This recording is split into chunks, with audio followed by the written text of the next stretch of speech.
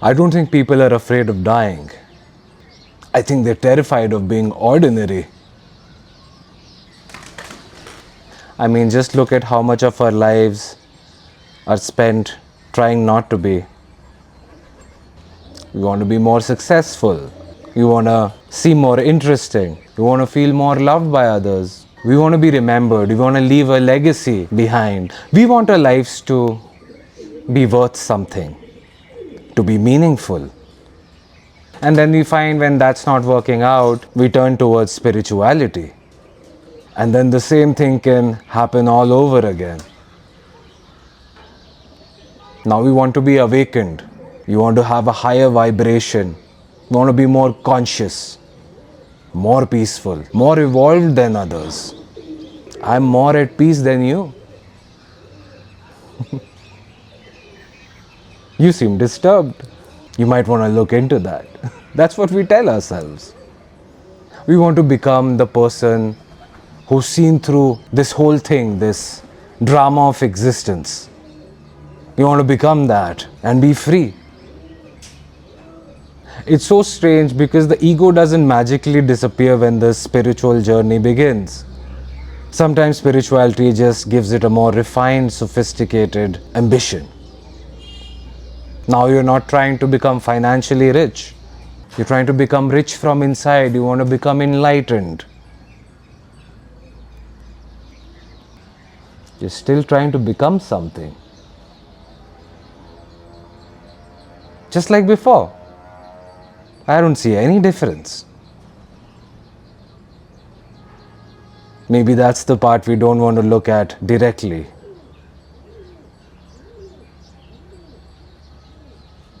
What if nothing extraordinary happens? What if you don't become particularly successful at spirituality? What if nobody remembers you and your story?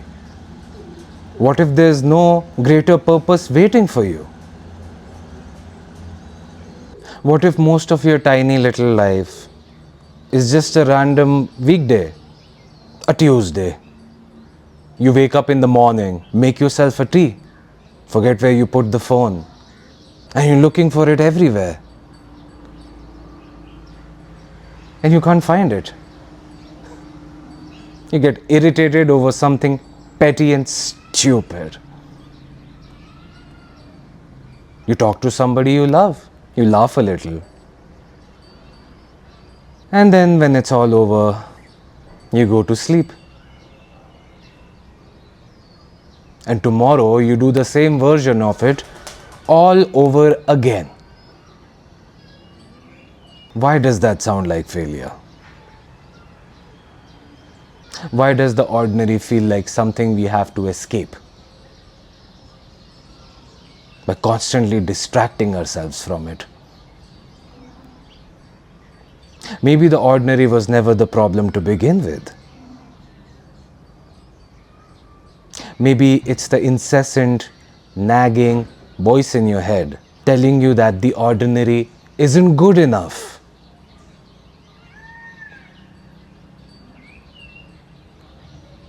I need to put some extra in it to make it extraordinary.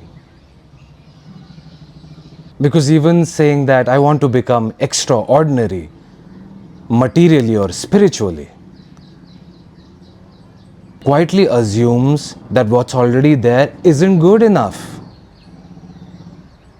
I want more. This possibly can't be it.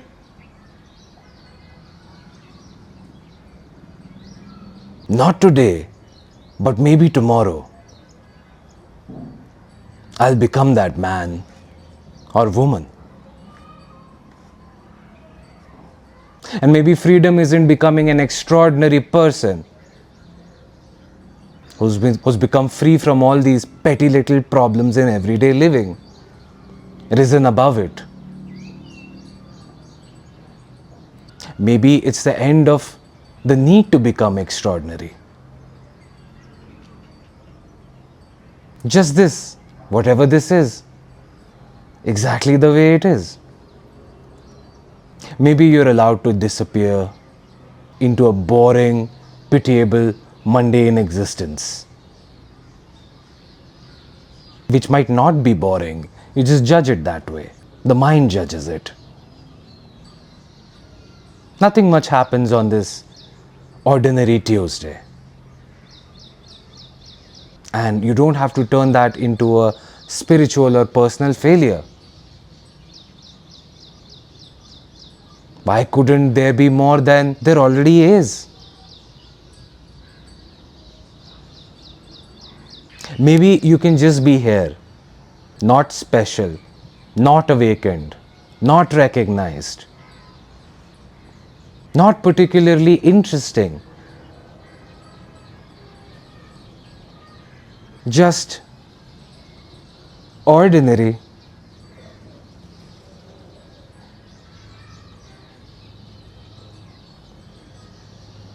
And perhaps that's not a smaller life. Perhaps it's a life that doesn't need to be made into something, into anything. It could just exist. As absurd as that sounds.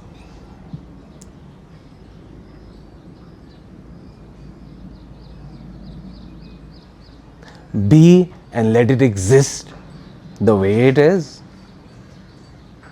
Utterly ordinary.